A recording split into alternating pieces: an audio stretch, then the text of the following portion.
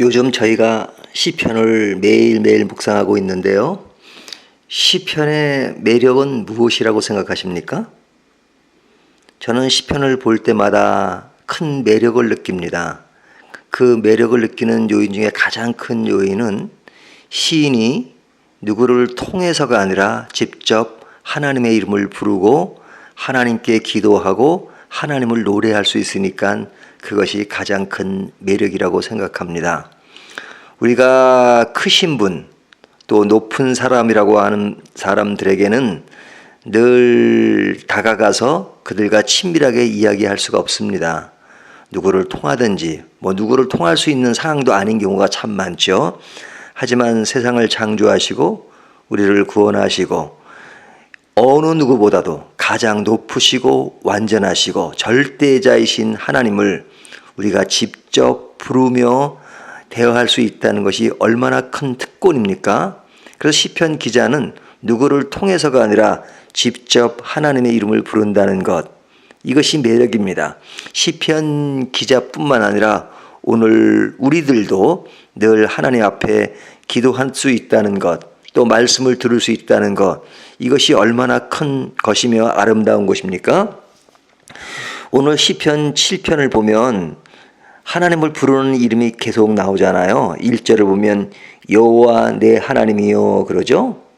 또 6절에 보면 여호와요 이렇게 부르죠. 10절에 가서는 나의 방패는 마음이 정직한 자를 구원하시는 하나님께 있도다. 하나님은 의로우신 재판장이시요 매일 분노하시는 하나님이시로다. 사람이 회개하지 않으면 그렇게 쭉 나오면서 하나님은 누구시며 또 내가 직접 하나님의 이름을 부른다는 것이 아름다운 모습이다 이렇게 생각할 수 있습니다. 오늘 시편에는 시인이 하나님과의 관계 속에서는 문제가 없습니다. 하나님과 우리의 관계는 수직적인 관계고 하나님은 완전하고 우리 인간은 불완전하기 때문에 두 관계는 이것은 측량할 수도 없고 또 어떤 문제를 제기할 수 없습니다. 문제가 있다면 그건 100% 사람에게 있는 것이지 하나님에게는 절대 문제가 없기 때문에 아무런 이상이 있을 수가 없습니다. 이상이 있다면 그것은 사람에게 있는 겁니다. 그런데 하나님과 인간관계는 사실 이렇게 따지면 어려울 것이 없는데 제일 어려운 것은 인간과 인간의 관계입니다. 인간은 서로가 불완전하기 때문에 그 속에서 파생되는 여러 가지 문제점들이 늘 많습니다. 그래서 그 문제점들을 보면서 누가 옳고 그런 것을 따질 수가 있지만 그러나 그것을 따지기 전에 그런 관계 속에서 그런 상황 속에서 늘 겪어야 하는 어떤 인간의 마음은 너무너무 큰 것입니다. 오늘 말씀에서도 시편의 기자는 지금 굉장히 힘든 상황에 놓여 있습니다. 위협을 받고 또 누명을 쓰고 하는 그런 일들이 여전히 진행되고 있어요. 그래서 시인은 그 괴로움을 지금 토로하는데 이 괴로움을 토로하는 그 내용 속에서 우리가 생각해야 될 것은 뭐냐면 우리가 억울한 일을 당하거나 또 힘든 일을 당할 때 제일 먼저 생각해야 될 것은 뭐냐? 그것은 먼저 내 자신에게 문제가 있는가를 생각해 보는 겁니다. 내 자신에게.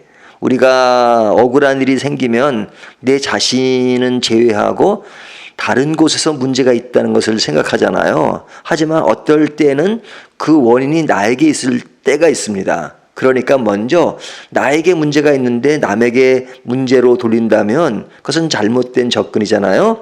그러니까 우리가 그런 일이 생길 때마다 먼저 나의 잘못과 나의 문제로 생긴 것은 아닌가라는 자세를 가져야 합니다.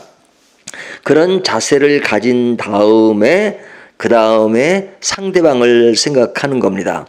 오늘 시편도 자세히 읽어보면 다 그런 내용입니다. 1절 여호와 내 하나님이여 내가 주께 피하오니 나를 쫓아오는 모든 자에게서 나를 구원하여 내소서. 나를 건져달라고 하잖아요. 건져낼 자가 없으면 그들이 사자같이 나를 찢고 뜯을까 하나이다. 여호와 내 하나님이여, 내가 이런 일을 행하거니와 내 손에 제약이 있거나 하친한 자들을 악으로 갚았거나 내 대적에게서 까닭 없이 빼앗거든 하며 쭉 나옵니다. 그러니까 이 문제에서 나에게는 지금 문제가 없는데 혹시 나에게 문제가 있으면 사실은 그건 나에게 문제가 있습니다라고 말하는 것이죠.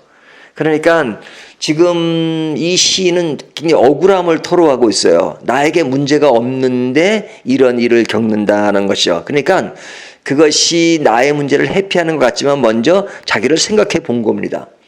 그런데 이 억울함은 나로 인한 것이 아니고 억울하게 당하는 그것을 하나님께 그대로 피력을 하지요. 그래서 첫 번째는 자기의 모습을 살핀 다음에 둘째는 이 억울함을 당하는 자기 마음을 있는 그대로 하나님께 아뢰입니다.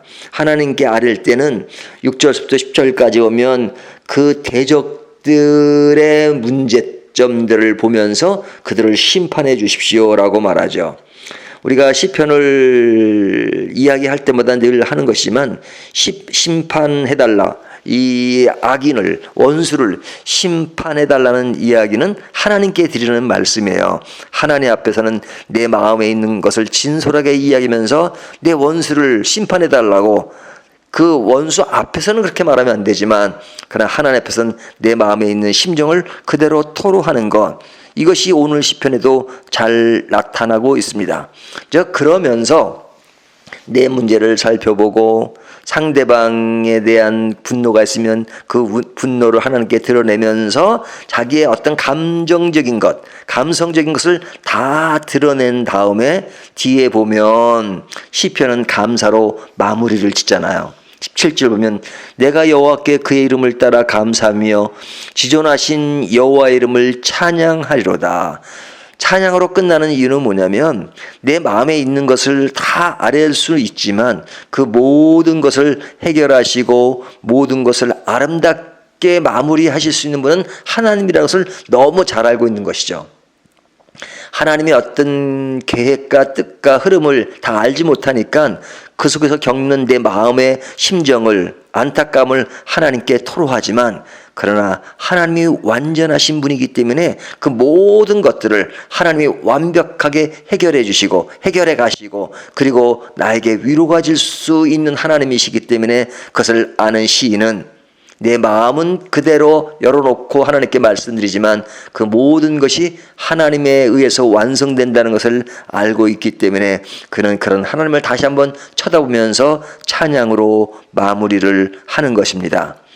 우리가 이 세상을 살아갈 때 겪는 어려움들이 많잖아요. 그럴 때마다 늘 이와 같은 순서로 나를 살피고 또 상대방을 살펴보고 그리고 하나님이 어떻게 하시는가를 다시 한번 살펴보면서 이 세 가지 흐름을 늘 감지하고 살아간다면 우리가 세상에서 어려움이 있다 할지라도 그것을 한순간 한순간 넘길 수 있는 그런 모습이 될 것입니다.